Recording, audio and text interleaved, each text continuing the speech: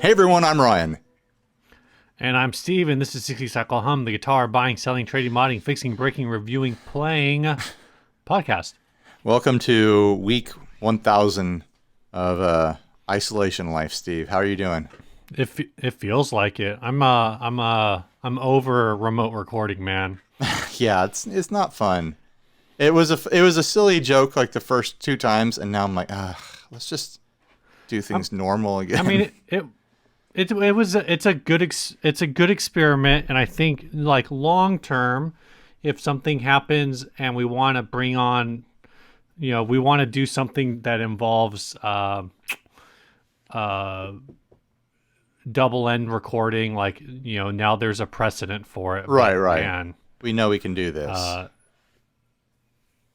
yeah, it's a little extra stress. Yeah. It's also like, oh, you're not bringing burritos over anymore.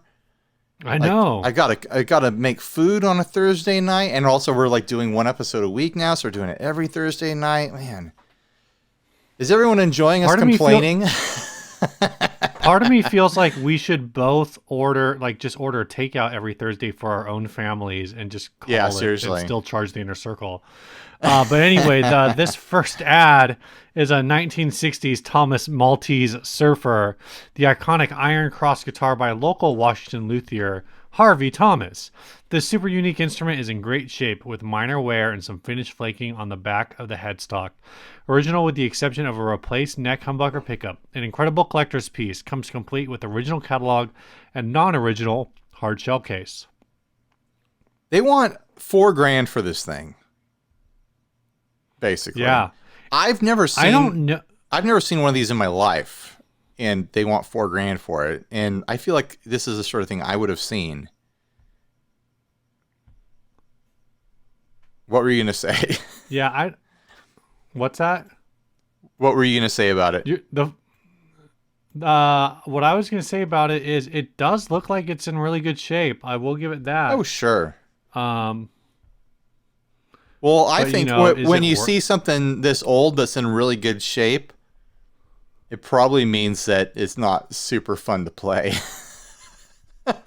Yeah, I have questions. I'm actually looking this up and there are a bunch of these.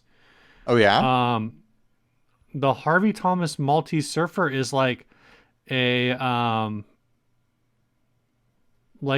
I guess it like re-peaked in 2007 when West Coast Customs, it was like a TV show about like car chopping, Uh huh.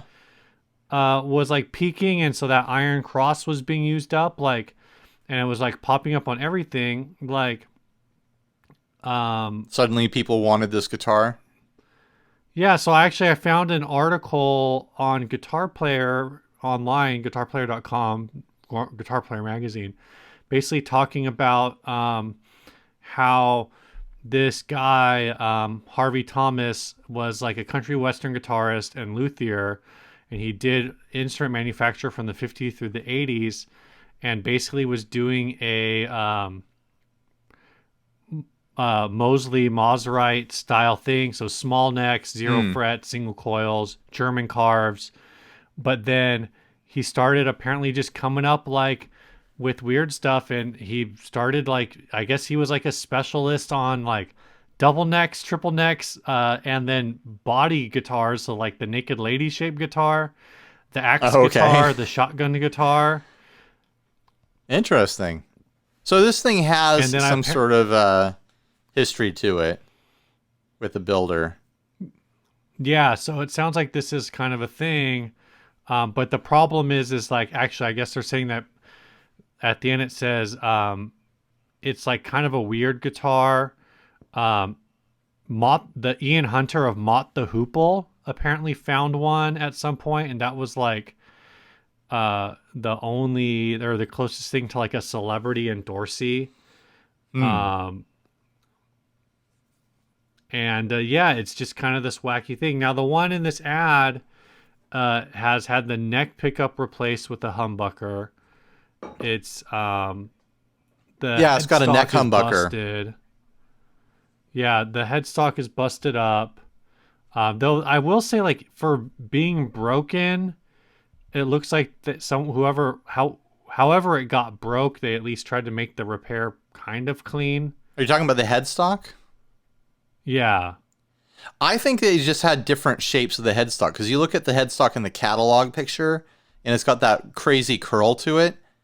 And you look at the headstock that's on this, and it doesn't have enough wood to complete. The wood is different on it. It didn't start off with that curl, you know? Oh, yeah, I see I mean, that. there is damage on the headstock, but I don't think it ever had that curl to it, you know? I think it's just chipped. What's your... Yeah, I don't know. I'm not seeing any other pictures that don't have that hook. So, but I'm also, yeah, the pictures I'm seeing seem to have a slightly different overall shape. I'm kind of enamored with just the tip on on the tremolo bar, on the vibrato bar. Do you see how beefy that is?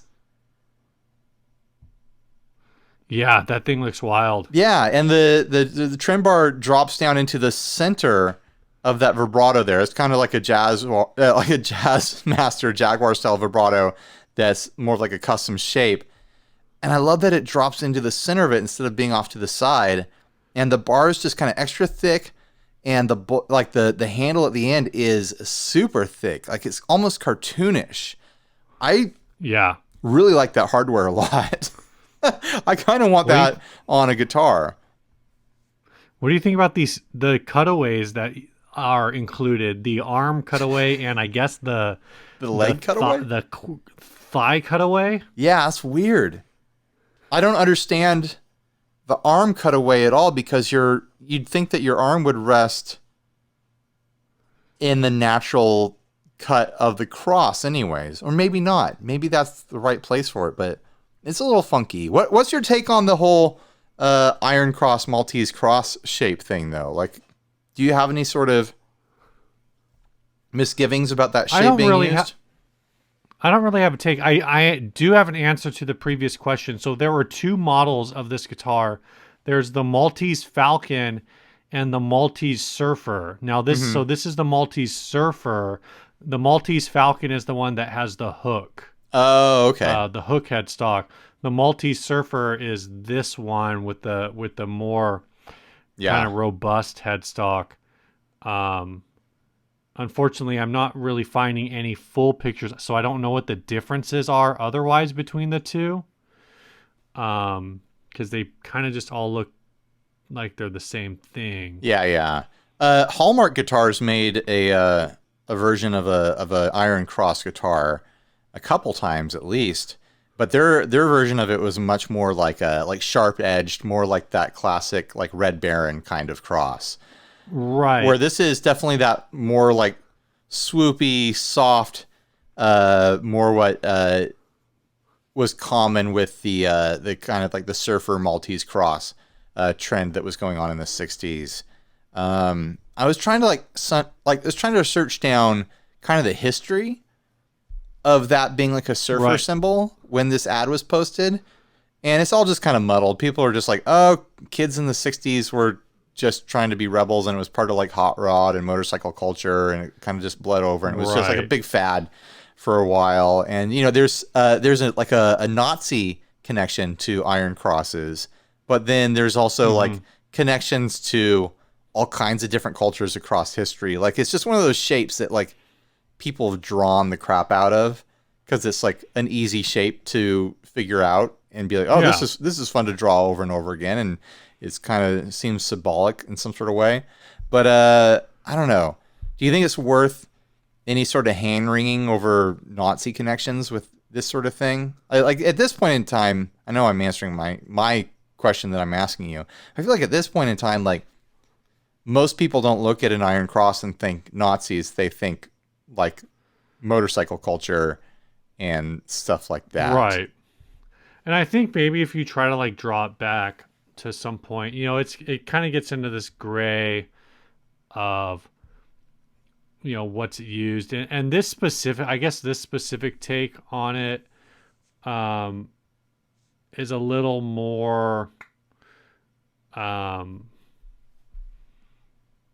well, I think I feel like is a little more Germanic than than like maybe like the standard, the German Iron Cross. Right, right. I think like at this point in time, like our culture's understanding of Nazi symbolism has been boiled down to a few very like iconic set in stone things that are like, oh yeah, that's fully Nazi. And if you have a swastika on something, that's Nazi. If you have, the Iron Eagle or whatever it's called on something, then yeah, you're probably into Nazi stuff. Like the red armband, like yeah, that's Nazi stuff. Like I feel like Right. I think the Iron Cross has escaped that kind of cultural connection. I mean, correct me if I'm wrong, listeners, viewers, in the comment section, wherever you happen to be. You mentioned like back in 2007 when there was that motorcycle show. Around then, yeah, back then, around that time, I was still working in the t-shirt industry. And all of a sudden, one year, that stuff started to blow up. And they're like, guys, put iron crosses on everything. Apparently, it's fine now. Put it on everything. Put it on all the motorcycle designs. Like, it's a huge thing all of a sudden. And apparently, like, not long before that, the big department stores that company I worked for sold to would reject anything with an iron cross on it because of the historical connections and things like that. But then like those chopper shows, there was a couple of them. There was this rash of chopper shows that popped up on like the History Channel or whatever. And it made it all just like, oh no, that's just motorcycle culture, and everyone just only thinks of it that way now, Well, and it's a tough thing because it is like a generic. I mean, ultimately, like it's a really generically used cross. So like Right. the U.S. Distinguished Flying Cross has an iron cross background. Oh yeah, no, it's been like used a bunch of like I say football, but a bunch of like soccer, so European football. I don't know, like they use it. Like the Knights of Columbus basically is like uses one. Dude, freaking firefighters use an iron cross. It's like a classic firefighter symbol for American fighter fighters. So right. I think it more comes down to style and how you're using it. Like if you're dressed in some kind of drab uniform with a a specific kind of looking hat, and you're sporting an iron cross guitar, people are probably gonna look at you funny. If you're, got a shaved head or something like that, and you're using an iron cross guitar, people are gonna look at you funny. But if you're dressed up in like motorcycle duds or whatever, or kind of doing like a hot rod thing, you're probably gonna be fine. Like you have to do extra steps to make that bad connection.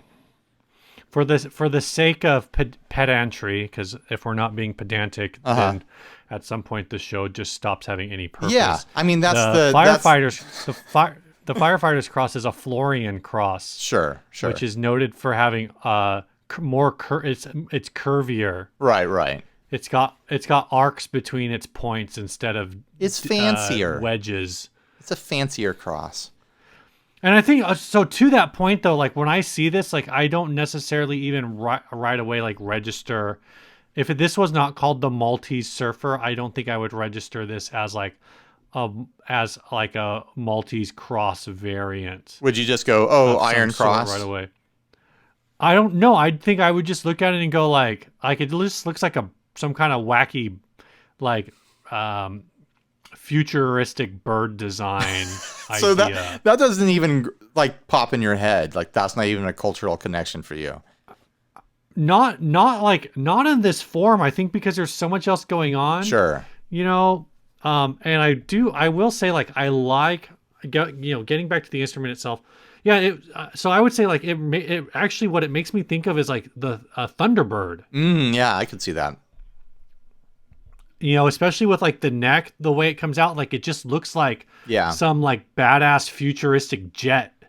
Also, like if you gave this, like purple metal flake, all of a sudden it turns into like a Bootsy Collins sort of like funky, crazy shape. All I'm saying, Ryan, is I want to see the Voltron version of this guitar. like it's a jet in this shape, and then it like combos up with 4 other jets also in this shape to form some kind of like badass lion. Yeah, That's all I'm saying. That's all I'm saying. That's all I you're guess saying. Since they're jets, like, a simple since request. they're jets, do they have to turn into like some kind of badass falcon? Is that the deal? It's got to stay like air themed. It's got to be bird themed for this. Yeah. That's all I'm saying. Yeah, that's all you're saying. No big deal. Man, what's new? So I did a thing that's maybe bad. Uh-oh. I'll talk about a good thing first. No, I'll talk about a bad thing first. Did you go to the grocery store and cough on all the produce? No, in the end, then gets punched in the face by the shopkeeper. Have you seen that video? Yeah, I think so. Yeah. No, actually, I have in my car now because I started to feel self-conscious because I was like the only person who wasn't carrying a facial covering. So I'll start with this first. I have two potential face coverings in my car. One is just like a purple classic bandana, The classic. The classic bandana that's like paisley Right. trim on the square and then like flowers in the middle, right? Yeah. But the other one that I have in my car is the Digitech Nam Swag bandana. And that's the one I like really want to wear, except it's like black and white, and I feel like, I don't know, is that too menacing even though it's Digitech? I think on you, I think you're gonna be fine. I'm a really menacing guy. Yeah, guys. super menacing. I don't think anyone's gonna look at you and think gang member. Yeah, but so the thing that I did that I'm in the process of trying to do that's maybe bad is I bought that mic stand from Sweetwater. And I forget that with Sweetwater they don't charge you until it ships. Right? Yeah. And so there's a delay in shipping, and because and I knew that they were going to have a delay in shipping.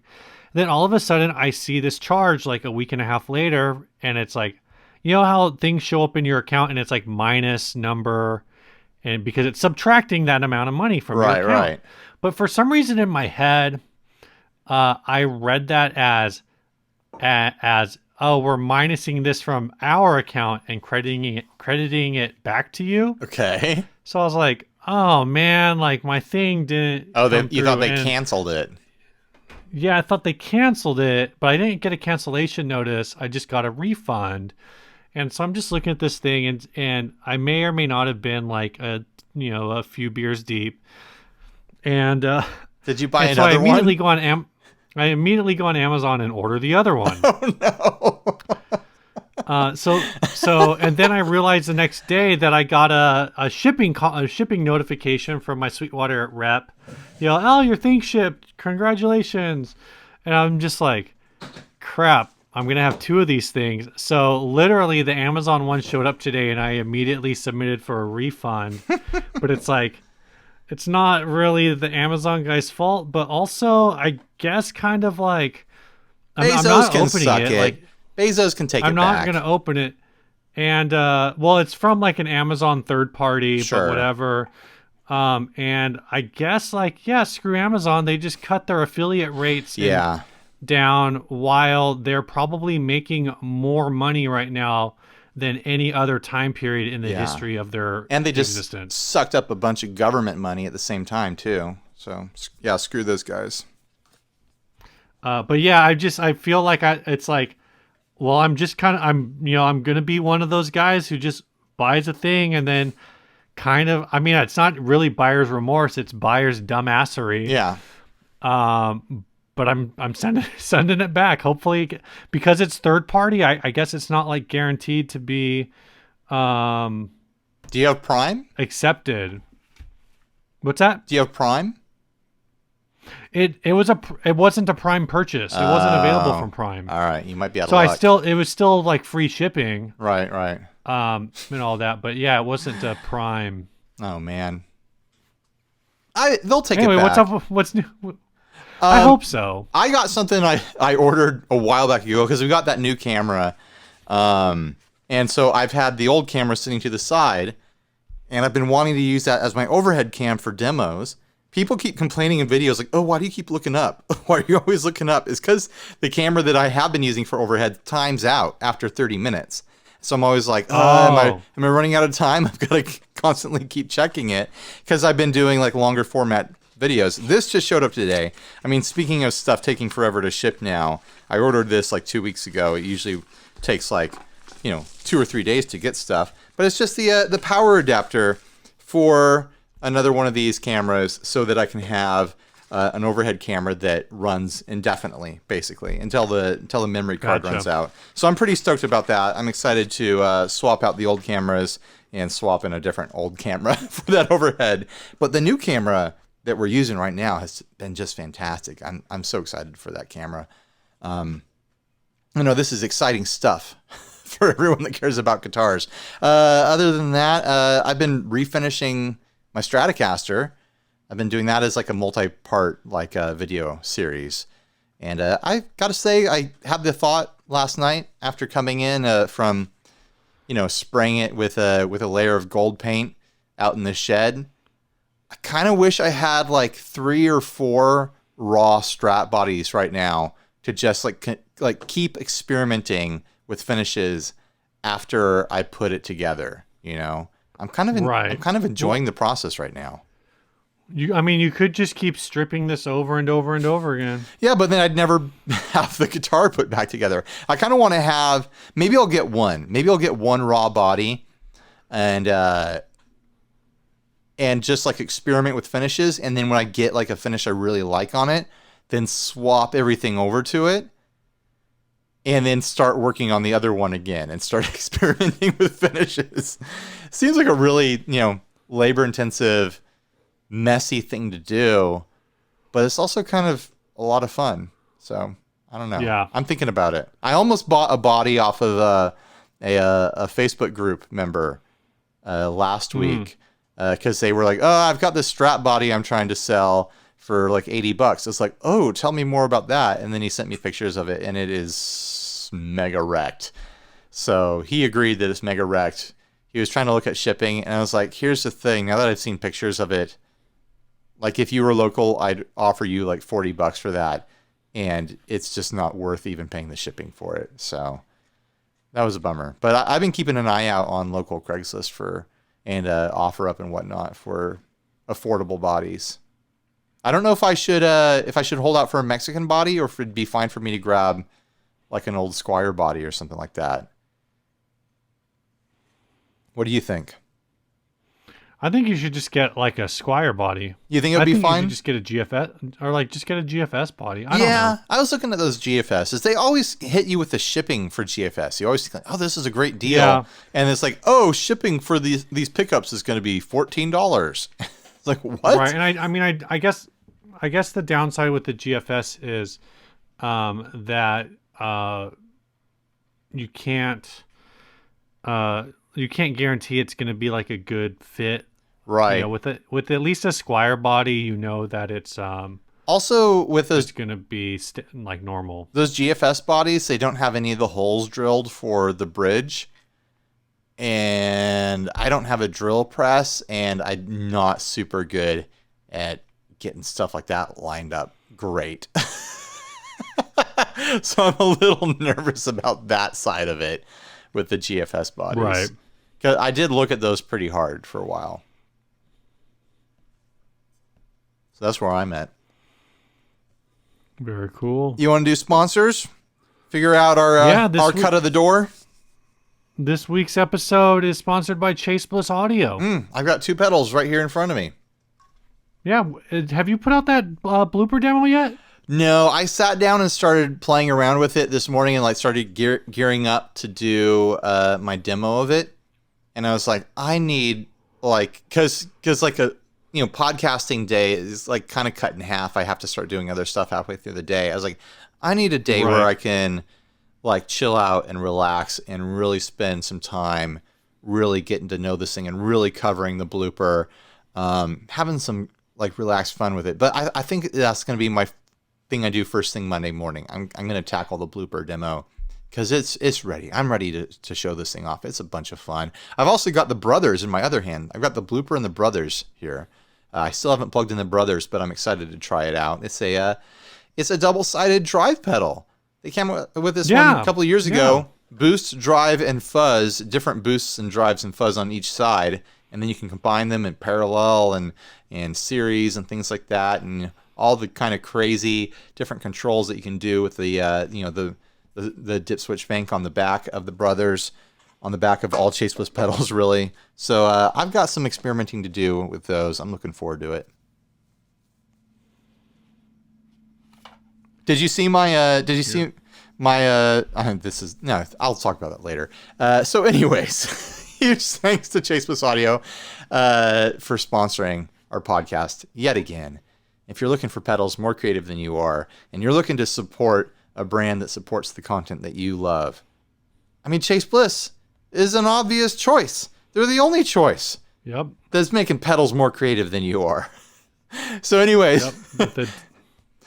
Sidetrack. Did you see my video of the Lollygagger cherry box? I did, and I included your pedal in there as well. Sean hit me up the other night, and he was like, "Hey, just wanted to let you know, selling a ton of pedals right now thanks to that video." So apparently, oh really, very cool. Apparently that one. I thought hit. he was gonna say, just so you know, I guess you're now barely good enough to demo my pedals. Well, I think I'm good. I'm better at unboxing than I am at playing. No, I know he was really excited and like I didn't tell him this outright because he was like, oh yeah, cool. He like he's doing your pedal too, and I was like. I didn't say. I was like, yeah, I left it there like 3 months ago, just waiting for Ryan to like find a reason to throw it on there. And yeah. So it worked out for this one, but yeah, it all sounded really good, especially together. And that fuzz is wild, man. Like I've heard some other demos of that fuzz, and I feel like the other demos I've listened to were all pretty just like.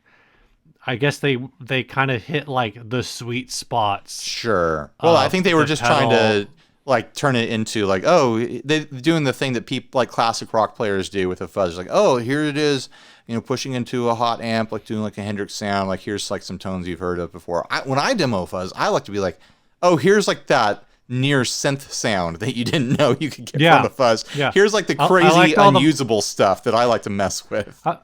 I think those were my favorite parts. Were the parts where like this is what happens when you dial this in as a synthwave generator, right? And not, or as a sine wave generator, and you're not actually playing guitar. Yeah. Like, so those are really cool. Yeah, I really liked those pedals. I had a great time playing with them and demoing them, and the unboxing thing is so much fun because it's like I'm reacting to them and I'm getting to experience them on camera, and that there's no pressure for me to actually perform and play good. It's like, oh yeah, this guy is just kind of having fun with these the way the viewer might have fun with them if they bought them. Yeah, I think it's been a lot of fun for me, like doing these quarantine unboxings. I think I'm gonna do more unboxings even when we get back to regular life, if that ever happens. Yeah, if we ever get back to the before times, Before. So anyways, oh man, I forgot what the middle ad was gonna be. The middle ad? No, we're not at the middle ad because we're at the first topic.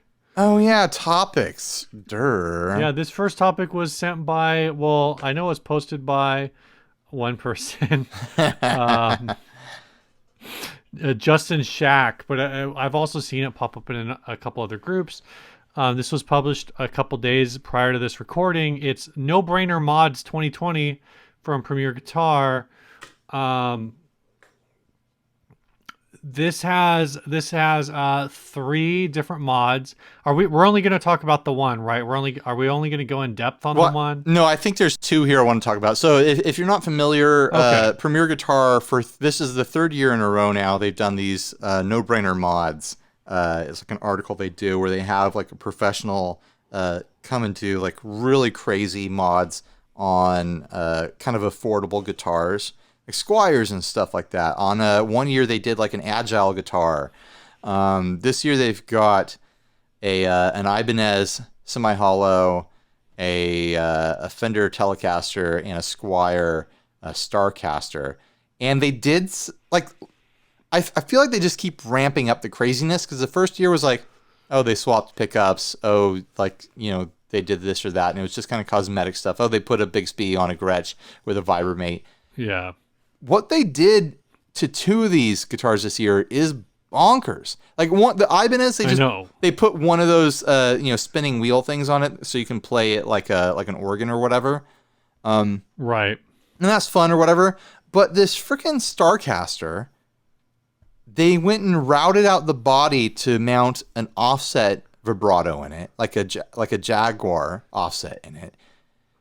And I think it's fine. That concept is fine. But this thing had a stop tail on it. It would have been so easy to drop in a Bixby on a Vibromate again.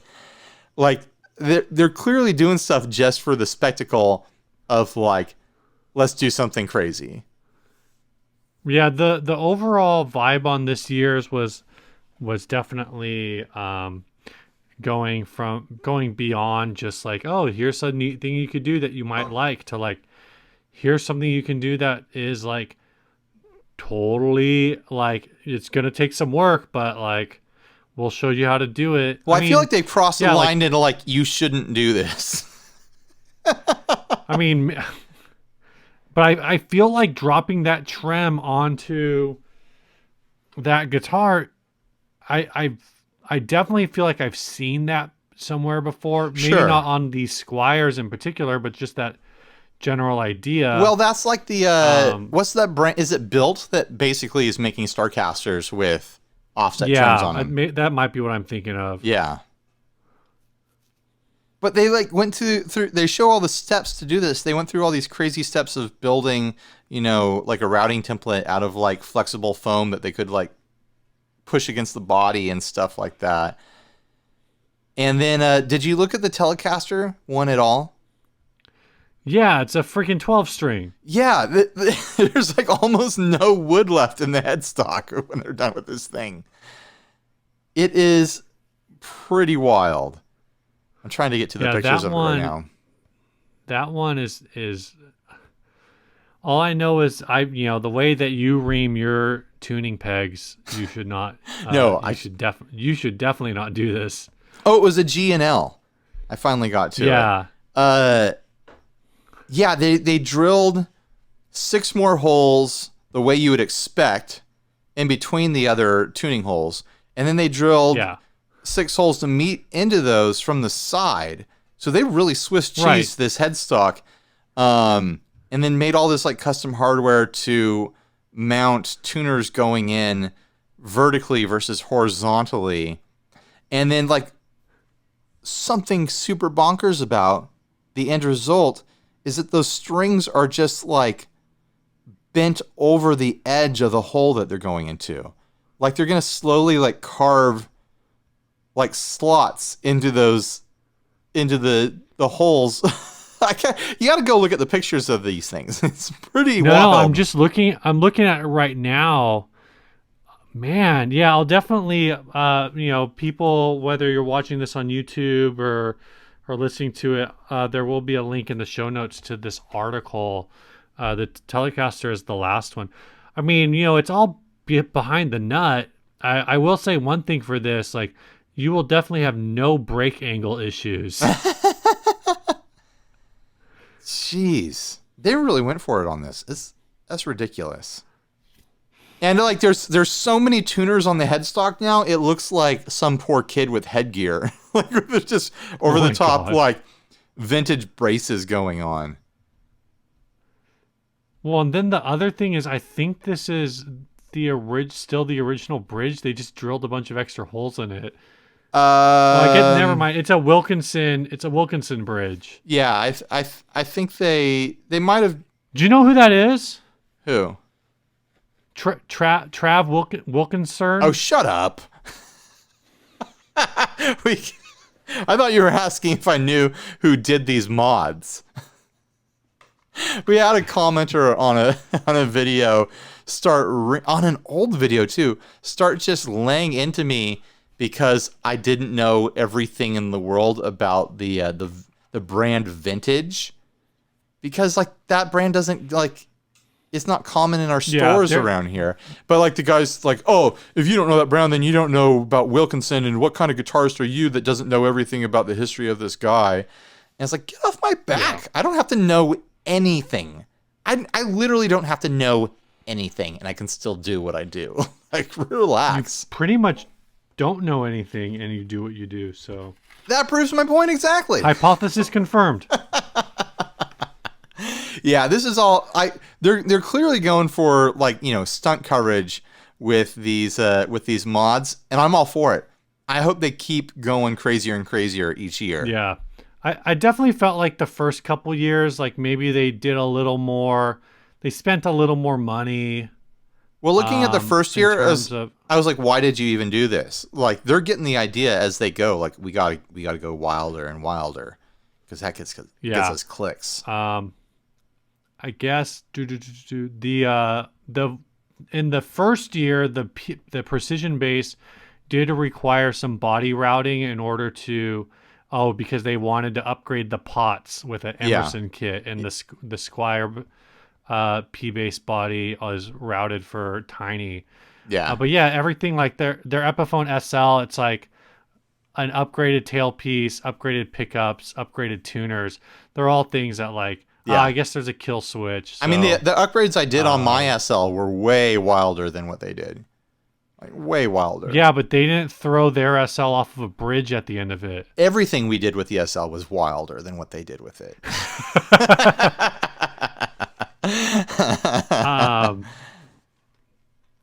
I'm trying to figure out where the heck they say that they get a kill switch, but I don't see a kill switch installed anywhere. I don't know, man. Am I just not seeing it? Oh, now I see it. I thought it was like an extra jack. Yeah, so it's like kind of basic things. 2019 was a little wilder, maybe a little bit more work, but still not a ton of work. Like, you know, there's like, they use like some other things to like widen whole body holes and stuff. And then, but this year, man, it's just like, I'm looking at that going like, I don't know. I don't have any of this stuff. This like what do they call it again? No brainer mods. It's like, yeah. I feel like the you know, that title fit for their first year, but for where they're going now, they need to come up with a new name, because it's like they're not no brainer mods. These are like the craziest, wildest mods you could dream up. Like a no brainer mod would be like, oh yeah, put better pickups in this guitar, or like, oh hey, swap out that wraparound bridge for, you know, intonatable bridge. Like, in the second, turning a G&L into a 12-string is not a no-brainer. Like, that is a detailed operation. Yeah, this is the jump, right? Is in the second year, their vintage modified basics gets new pickups, a mastery bridge, upgraded pots, and an upgraded jack. Like, literally things that like I could do. Like, if you sent me all these parts in a base 6, I could do this in an evening. I could do this in an evening without instructions. Oh, sure. Like stuff most people could do. Even that bass that you had to they routed out the control cavity a bit. Like, if you got a Dremel, you can do that. No problem. Oh, I guess to install the lipstick pickups, they do use a drill press. So I will say, I guess I can't do that. Oh. I couldn't do this as cleanly as they do it. Sure. I could still do it. It would just be a little sloppier. Using a hand drill, right, with and a chisel. A chisel. I can do it with a spoon. Just sharpen that spoon, you know. Get it nice and sharp. Let me borrow your prison shiv. Let's talk about this next ad. We've given Premier Guitar enough free traction here. This ad was sent by Alexander Lee Zielinski.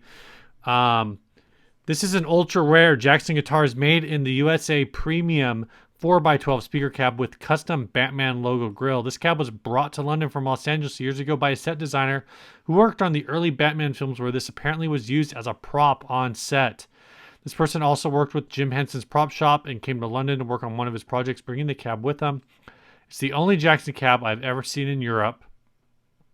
I was looking for one of these forever when I lived in Florida and never found one. All of the original Jackson branded 12-inch speakers are perfectly intact with the logo print clear.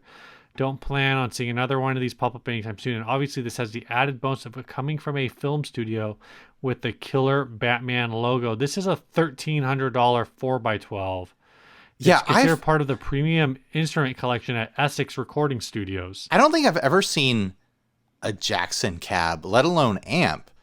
And this is Jackson, the guitar company, not Jackson Amp Works, which is that boutique amp company, which was always confusing. Why didn't they just come up with a different name? Jackson's already taken, guys, by like another notable. That's the guy's name.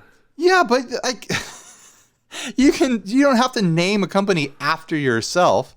Like if my last name was Fender, or any one of my names was Fender, I wouldn't start a guitar company called Fender just because it's my name. Ryan, this is just like Michael Bolton in Office Space, man. It's not his fault the other Michael Bolton sucks. It doesn't look like I'm not getting any idea. Hold on, do you have any idea what Batman movie this might be from? That's the most important thing. I'm getting a strong Clooney vibe off that logo. I am too. That's like a Clooney Batman logo. Even though I don't think it actually is the logo that they used in any of those movies, I think they let the special effects team kind of go crazy on this and inventive because it was just going to be a background prop. I do want to see a shot of this on the set, though. Like, I want to see how it was incorporated in the movie. Like, was it, like, propped up to be, like the monitor speaker for the Bat computer or something like that? Or was it I don't know, meant to be something other than a guitar cab, and they were just like, oh, that has kind of like a Bat cave industrial look to it. Let's just throw that in the corner and it'll be fine, I mean, I guess like the silver, when I look at like the silver Bat logo just is a very Batman and Robin. Exactly. Thing. Was that the George Clooney one? Yeah. Yeah. Yeah. Okay. Yeah. Wasn't there two? So yeah, definitely Clooney vibes. Are there two Clooney ones? There might have been two Clooney ones. The Clooney one was the one with Mr. Freeze, Arnold Schwarzenegger. Yeah. I don't remember. And Poison Ivy was in that one. I don't remember if he was in a different one. Was he in the one with the Riddler? No, that was Val Kilmer. Oh. Val Kilmer, George Clooney, same person. Yeah, close enough. Right. They both had Chris O'Donnell. Yeah. Poor Chris O'Donnell, having Batman swapped on him. He's so confused. He doesn't know who to go home with. At the end of the day, he's looking at George Clooney and he's like, am I supposed to go home with him? And the director's like, yes, he's your new Batman now. Go home with Clooney here. Oh my God. I feel you are his ward. I feel like Batman and Robin, I mean, I guess I just haven't seen enough of the other Batman movies like recently enough. I feel like Batman and Robin, if there was going to be like a cheesy band scene in it that would have that would have been great thing in it. Maybe that got cut from the edit. There was a whole scene where Batman and Robin have a band together, and Alicia Silverstone is in it too. I'm not saying they have a band. I'm just saying they crash a party or something. Sure. This has this equipment in it. It had to be a setup for a Bat pun, for this to exist. I'm not saying I have a Bat pun and ready to go. I think it's something that you only notice if you're watching like, scene by scene. Right. This is definitely the Batman and Robin symbol, the Batarang from that one, though. I just found one that is Batarang from movie Batman and Robin, and that is the Batman logo that has the flat top between the head and the wings. Yeah. Where it's like just perfectly straight. For all we know, this never got used in the movie, and it's just like the person who made it was like, oh, I've got this extra Batman thing. I'm going to just put it on my amp here. Without us having any familiarity with Jackson, making speaker cabs, what do you think the actual value of this is beyond its collectability? Like, just if you saw this cab somewhere, how much do you think it would be worth? Like 150. Yeah, that's what I was thinking. Just because you're buying 4 speakers. Like, I've never heard of Jackson having speaker cabs, let alone amps or anything like that. I don't think having this Batman memorabilia on it changes the value that much. I mean, maybe there's a huge Batman thing in the UK where this is now. That's where it is, right? It's overseas now. I think unless you can identify specifically like in if a you movie. could put if he had this picture and one of the pictures in his like reverb picture set was a still shot of the scene that where you can like see this, or even something that even completely vaguely, but maybe not 100%, but like just an inkling that maybe this is an actual prop verified. Yeah. You know, if there had been a scene in the movie it was from where, you know, all Step Brothers were like Batman is like leaving the room and he looks at Chris O'Donnell and he's like, and don't touch my amp. And then like the next shot is Chris O'Donnell like just scooping the mids. Like, oh my god. Then it's, you know, part of the movie. Now it's got collectability. Like, oh, that's the Batman amp. He scooped the mids on that. And it super pissed off Bruce Wayne. And then he hit Robin super hard in the mouth for disrespecting his gear. It was a central like plot point to the whole movie. It changed. The central plot point to the whole movie is that Batman participates in domestic abuse. Yes. It changed the Batman universe forever when Robin scooped those mids and Batman was not having it. It changed the Batman universe forever when Robin took Batman to court for when Robin calls abuse. CPS. Jeez, man. Hello, CPS. I think there's seriously like some bad stuff going on with my caretaker. I need you to come pick me up. Sir, are you the child? You sound like an adult man. Yeah, I'm an adult man, but yeah, I'm a ward. Do you have any programs for wards? Look, CPS, here's all you need to know. I'll be so you don't want to come to the front of the house. You take this left and flash your lights 3 times and it'll open a secret passage, and that's how you'll get to the underground cave where I will be waiting for you. All right, man. Yikes, man. This is a great time to talk about our next sponsor if we have one. We don't. Oh, well. if you're listening right now and you want us to promote your brand or your service, hit us up and we will charge you money to do that. And we'll use that money to feed our children and pay for We do have a rent. topic. We do have a topic from Chris Pop Christian Beerman. Well, hit me with it. Hype gear. Hype gear, stuff everybody has to have at a particular moment, and what happens to it a few years down the line. What do you when you think of hype gear, like what pops into your head like immediately? It could be current, it could be something from the past. Well, Klon Centaurs, I think, are an easy one. Okay. King of Tone. I think of that Maris Enzo thing. Like, I think it's a I think it's a fine pedal. I think it does like cool stuff, but every time I see someone got one online, I'm like, how are you going to use that? That's a pretty wild pedal because that's like the synthy one, right? I think so. That's the one that it does like crazy synth sounds, and it just seems like everyone's like all bonkers over it. I'm like, that's such a specific pedal, right? For people to have on their like, oh, I got to have one of those lists, you know? Yeah. As far as I think, sometimes hyped gear is legit. You know, everyone's got to have it. Everyone wants it. Everyone's got to have it, and it's in a moment.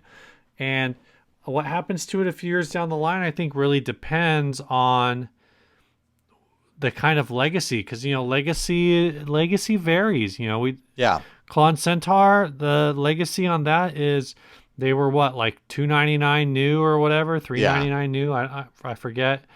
And now they are $2,000 on eBay. Yeah. Sometimes three. What was the other one? The King of Tone. They're what, like 300, 250, 300 new. Yeah. But you have to get on a 2-year waiting list, and But those are more like have to. they're hyped because you can't get them. They're rare That's loot. true. That's true. But like, there are other pedals that I think are hyped. That some of them are really good. Like I have the 1981 Inventions Drive, the DRV. Oh yeah, that's a great pedal. That's a great pedal, and a lot of people. I will say, like, I understand the hype. I understand the rush of like waiting for that email to come in and trying to buy it right away and because I did it pretty early, but I did it. Mm-hmm. But it's also a thing where like I do think that the hype to the level that people are trying to sell them on Reverb for 50, 60, 75, whatever, like this basically just selling it for more than they paid for it. Sure.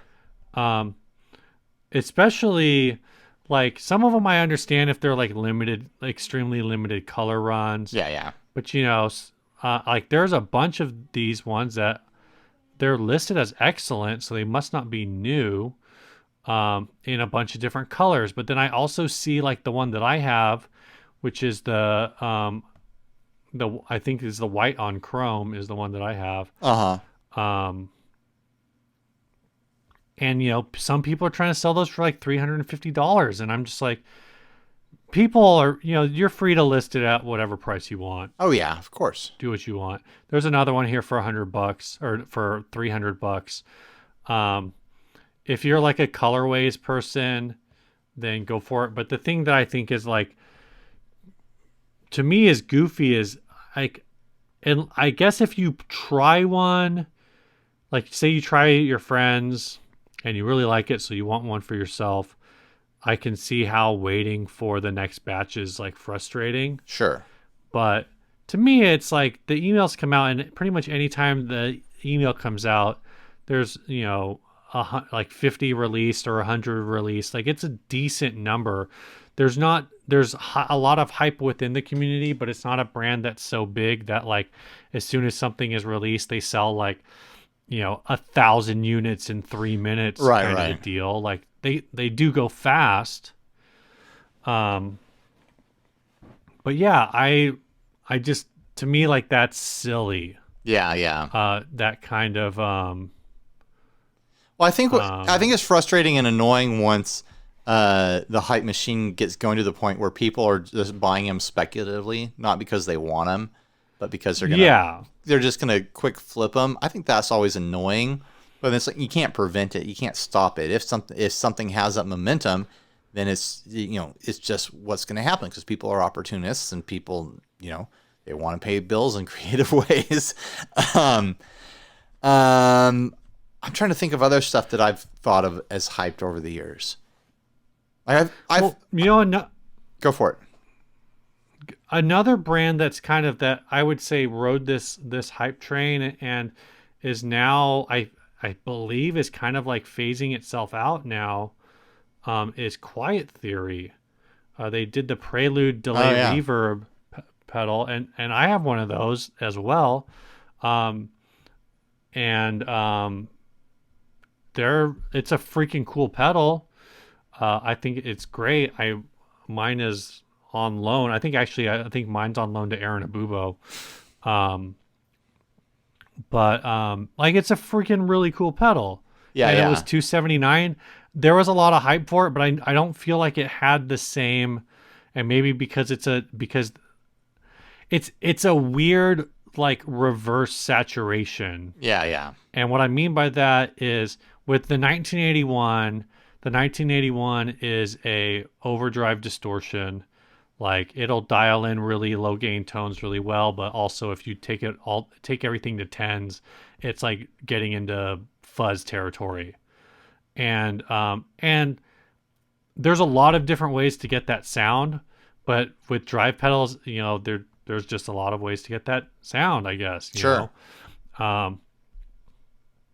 But the other side of that is the like with the quiet theory is quiet theory is a really really good delay reverb combinations, but because it's such a simple delay reverb combo, I mean it's you've got two mix knobs, one for the reverb, one for delay. You've got separate tone switches for them, and you've got but it's a 5 knob pedal with a couple switches that does some pretty cool things, but I think a lot of people look at that and they go oh, I need this feature for my delay, or I need that feature for my delay, and so right away they're looking way beyond. So I think it's easier to have a simple feature set on a drive pedal and generate that hype than it is to do that on a modulation pedal. Yeah,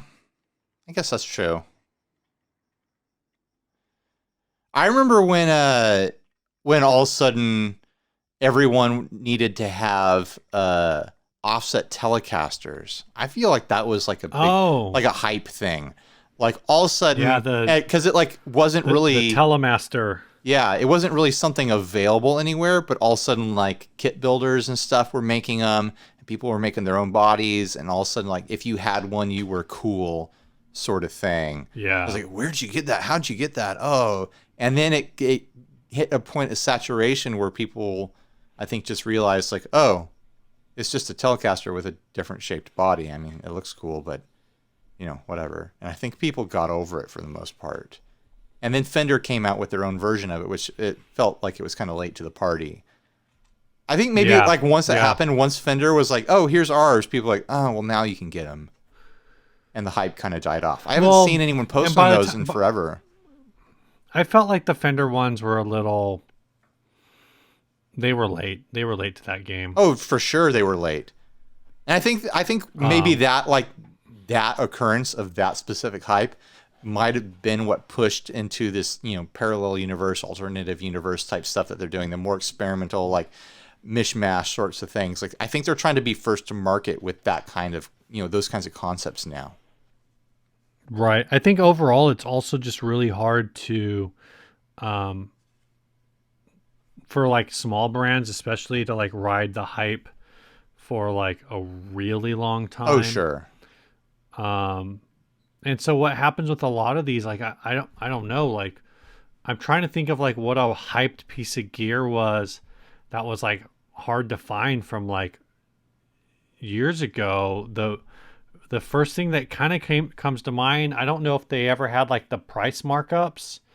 Oh man, they're still expensive. Is the Line 6 DL4. Yeah. Well, they're not expensive. I've been on the lookout for them. You can get them 150 every now and then. Right. I guess I don't remember how much they were originally. Right. I'm seeing a lot of 190, 200 plus. Yeah. On Reverb, but I think they just got established as creative tools. They're there's something about them that people really like and they connect with. I need to get one for the big pedals board. I really do. Yeah.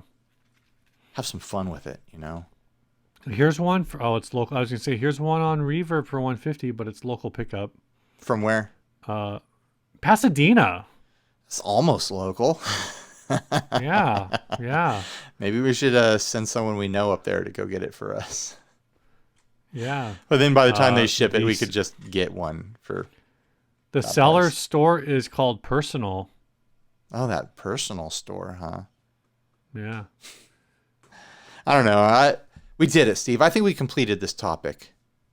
We nailed it. I got a question for you. This can be a yes or no. Sure. My answer is no. No. I would say if you haven't, the answer is you haven't. But so we already got our stimulus in the mail, and we just used it to work on debts. I didn't do anything fun with it. Did you file taxes already?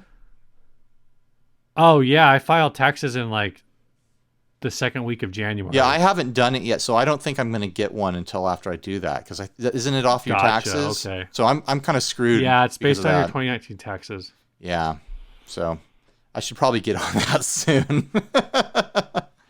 My taxes are always a mess, though. Yeah, after we got it, and then like literally, we just took it in and just used it on some outstanding debts, and literally like right after I did it, we were like, yeah, maybe we should have done something cool, or like kept a little bit to buy some whatever, like some good some guitar stuff or whatever. And I was like, nope, too late, it's gone. Bye bye. Yeah, if or when we get ours, it's gonna just go into bills right away. Like it's not gonna go into anything fun. Like we have to pay bills. We gotta buy food. Toilet paper isn't free. Keep stockpiling all the toilet paper. It costs money. How's your toilet paper situation, Steve? My mom sent me a picture. So I think we've still got at least a Costco 6-pack left. Uh-huh. But my mom sent me a picture that's a Costco pack of the Kirkland Signature toilet paper, Kirkland Signature paper towels, and Kirkland Signature baby wipes, just all stacked on top of each other, and just said like, let me know when you want me to come by. I need an excuse to drive around town. Yeah, so I was at the Costco the other day. I think we're okay, but yeah, we're all stocked up. We had just bought a bunch before all this went down, and it takes us like 5 months to go through one of those packs. But I was at the business Costco, like the commercial Costco the other day. And they were all out of toilet paper, but people were buying all of the hand rolls, like the kitchen towels. Yeah. And I'm like, I really hope you're not using those for toilet paper and flushing them, because you are going to wreck the crap out of your plumbing. Dude, I listened to a podcast the other day about toilet paper. Oh yeah, the toilet paper podcast on NPR. Yeah, I've been listening to it too. It's like the new serial. We're all listening to podcasts about toilet paper now. Apparently, was it NPR? I don't remember who it was by. It was just one episode. I'm joking, dude. I don't know. Oh, because this was literally like a thing that talked about like the history of toilet paper, and like how it was invented, and how like literally like back in the day when toilet paper first started being a thing, like people would just buy the newspaper, and then at the end of the day they'd be like, well, I guess I got some more toilet paper. Yeah, you used to wipe your butt with corn cobs. Yeah, well, they talk about all these. They just talk about all these different things, and how like that's apparently why in like some cultures it's considered impolite to shake someone's hand with your left hand. Yeah, is because your left hand is considered your poop hand. Yeah. But the other side of that is those were all cultures that like invented bathing like centuries before Europe decided to start taking showers. Yeah. So anyway, this last ad, maybe. Speaking of toilets, speaking of things we need to buy, we got a bunch of housekeeping to catch up on. Partially because housekeeping. I think it was the first week we did the remote viewing. We were running a little long, so we kind of just jumped to the finish, and I completely missed housekeeping. So this is going to be a mix-up of some of those, well, all of those guys, and then some new folks. But the first one I want to do at the $5 level, I'm going to jump around, but at the $5 level is Mike Epting, who reached out to us, and Mike was the one who said, "Hey, I think you guys missed me," or how embarrassing, I didn't hear it. And so I went and looked for it, and I couldn't find it. So I want to say thanks, Mike, for reaching out and letting us know that we screwed up. And also, hi to your kids. Your dad is famous now because we said his name on a podcast. Hey, kids. And then Listen to your dad. Then also at the $5 level, we have Cameron Robinson and Eric Burleson. At the $5 level, we got a little swag that maybe if I ever go to the post office ever again, I'll send to you. Yeah. At the $10 level, we've got Don Kraus and Zoe June Mackenzie Reeston. Thanks that the $10 level, we bump you into our inner circle group where you get to see the underpinnings of the show, and sometimes Ryan posts videos and publishes them there before they go live anywhere else. All right. And sometimes we just say, go ahead. Sometimes we just say, hey guys, let's do some, let's give some stuff away. I don't know. All right. I've got some bags. What are you doing? I got some bags here. Oh, yeah. For Don, I'm going to send him this Hosa Technology Gobi Labs 3-pack of cleaning stuff. It's got a headphone cleaner, a microphone sanitizer. I mean, we should probably use that. And a screen cleaner for swag distribution program here. For Zoe, what am I going to throw in the bag for Zoe? Another Gobi Labs thing. These are smaller spray bottles and Detox-It wipes. And because those are smaller,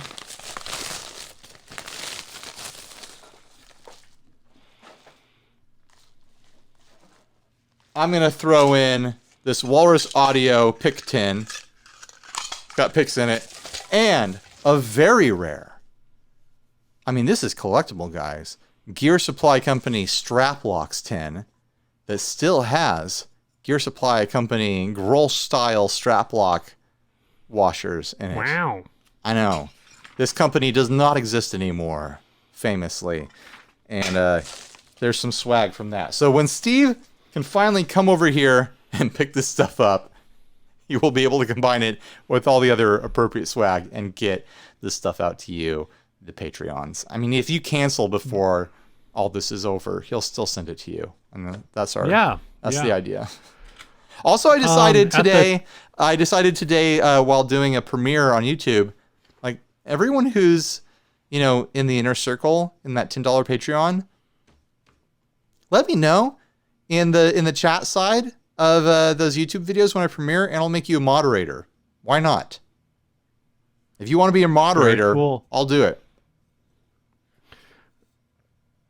We got more, man. We still got more to do. There's still more. This is feeling self-indulgent. At the $25 level, which is our bragging rights, holy hell, level, we got Jay Fieri, or is it Jay Fiery? I'm not sure. I'm hoping it's Jay Fieri, and he's just related to Guy Fieri. Maybe it is Guy Fieri, but he's spelling his name ever so slightly differently, so we don't know. We can't be sure, but I'm holding out hope. That's $25 level gets all the same perks as the $10 level, plus the perks of the $5 level. Basically, it's the same as the $10 level, but with more money. Thank you. His name's Joe? His name is J. It's just the letter J. I've only got a letter J. Okay. J. What do you got for J? I just pulled some stuff out. We're going to run out of swag here. I've got a beer cozy here from Mauve Media Productions. I don't know what that is. I've got Chops Professional Hand Care for Musicians. Instant pH balancer and hand conditioner. Protects instrument finish, hardware, and strings. Maximizes playing performance and comfort. Fast absorbing, non-greasy, and hypoallergenic. I've got a Harmony Guitars pick tin here. Nice. I've only got one of these. I mean, with the Walrus stuff, I get one of those every time I get a pedal. But I've only got one Harmony guitar, so this is a little extra special. I've got a piece of wood that happens to have Martin and Company established 1833 on it. It's a pencil. It's a Martin pencil. Oh. I was like, what? I've got a Hosa 1/4-inch plug keychain. I'm throwing stuff in here. $25, you're going to get some stuff. And I've also got these, I forget who makes these. K-Line pedal toppers here. They're kind of like the barefoot buttons, but made out of plastic. We got a pile of bags over here, Steve. We gotta defeat this coronavirus so you can come over here and get the stuff. I'm just gonna leave it all on Yeah, your doorstep, and you can ship No, it. I'm serious. We should just do that, or like I'll just leave it on your doorstep, and I'll come by and grab it. All right, sounds like like a At the plan. $1 level, Oh my we gosh. got Andrew Bimson, Matt Jarzbowski, and Dan W. And of course, our $1 level. If all you can do is $1 right now or ever, that's Yeah. super awesome. That's great. We just appreciate everyone who supports the show. And speaking of the show, which I would like to do, as much as I like talking about all the people who support us, this is a trade for 335/Strat or Tele, $4,000 in the Texas Christian University area of Fort Worth. I think that's what that means. I'm looking to trade my 2008 Smart Car Passion, 92,000 miles at 40 miles a gallon, for a 60s Gibson 335 or Fender Telecaster/Stratocaster, similar age player grade guitars. Car is valued at $4,000, so something of similar value. I'm looking at them on Craigslist, and yeah, they're worth around $4,000. At Smart Cars? Yeah, the smart cars. But can you really pull a dollar for dollar trade with this sort of thing? Like, is there someone out there who's like, man, I've just got like this, really nice high end, Fender or like regular end Gibson sitting around. Ah, man, I just wish I had the most specific car in the world. Like, I don't not know. just a car. Like, I want a smart car for some reason. I guess I figure, like, because this is just listed as trade for whatever. Maybe you're just cruising Facebook looking at what gear is out there, but your car that's sitting in your parking lot, you're like, I'm bored. I'm just going to cruise this. I can't really afford anything because I need to replace my car soon. And then you see this, like, that's who this is targeting. You're not looking for a smart car necessarily, but if you're not opposed to it. I think most of the time people And who I'm are not like, saying- I need a car, I've got to move music gear, probably aren't moving high-end pieces of music gear. They're probably like, I've got a BC Rich, and I've got a Line 6 Spider, and I've got, like a Digitech RP100 or something like that. Like, I got to move this stuff so I can buy a car, Maybe that's a horrible, ugly stereotype I've just painted of people who need to buy cars. Have you ever rode or driven a smart car? No, it's kind of like the minis where people are like, oh yeah, you can totally fit in them. Like, big people can fit in them. And I look at them like, I don't know, guys, I'm pretty tall. I look at them and I'm like, yeah, I can probably fit, but man, it looks really small, guys. Yeah, I would say I definitely, like, I've sat in the back of a Mini. It's not great. Yeah. But the Mini's like makes like the Mini, like the Mini Cooper is not trying to be smart. It's Right, just trying right. to be I also feel like a Mini Cooper. maybe it's just because there's, super cool super cool electric cars now. I don't feel like 40 miles to a gallon is that impressive. Like, is that supposed to be amazing? Well, and so that's the other thing, is that's not really like a car this small with a top speed of, like, I'm looking at the 4.2. Yeah. The 4.2 has a top speed of like 96 miles an hour, which I guess I don't know how fast my Corolla will go. I've never gone that fast in my car. Yeah. In my car? No, I've never gone that fast in my car. Okay. But have you ever tried to go that fast in your car? No. Yeah. No, I guess this is saying that the practical, the European Union consumption rates are, that's 4.3 liters. I think that's more. Dang it, stupid. Ugh. All this. Why can't they use real numbers? Well, it's just I don't know how to, because I feel like 4.3 liters might be. Let's not bore people and try to figure that out right now. Oh no, never mind. It is. It says now they're saying 50 to 55 miles per gallon, but if in actuality you're only getting 40, yeah, 40 miles per gallon's not really that great. Yeah. For like a car that small. And I Granted, bet you would like have to probably get like a Prius or something to one of us meet that. big boys in that little car, and it'd be dragging on its shocks pretty hard. Sure, sure. It wouldn't be getting the mileage of, the barista down the street driving it. Literally, like the. Did I make an ugly wider stereotype about version- baristas that they're small people? About what? About baristas that they're small people. I didn't mean to call baristas small. You come in all sizes, baristas. Sorry, baristas. I meant jockeys, like racing jockeys. They're all small professionally. Right. No, the coupe version of this car weighs between 16 and 1,800 pounds. So either of us in one of these cars increases the weight of the vehicle by 10%, which is pretty freaking significant. Yeah, no kidding. Like, if you put both of us in one of these cars, it is not going to get 50 miles per gallon. Yeah, there's no way. I can't imagine both of us fitting on one of those. But anyways, yeah, weird trade.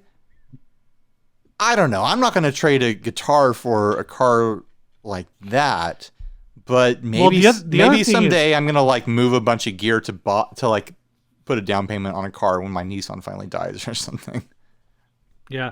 I mean, it is saying like a player grade guitar, so it could be something like beat up. But the other thing is, like, I feel like unless it's just really trashed, any guitar that, any Gibson or Fender guitar from that era is only going, like, it's like you're trading an appreciating asset for a depreciating asset. Yeah, absolutely. Yeah. Well, not even appreciating. Like a guitar is going to hold its value, where this car is not going to hold its value. It's just going to continue to lose value until you don't think it no longer runs. You don't think the guitar will gain value? Is that speculative? I think it's very safe to bet that most guitars from a major brand are going to retain value. Okay. All right. Fine.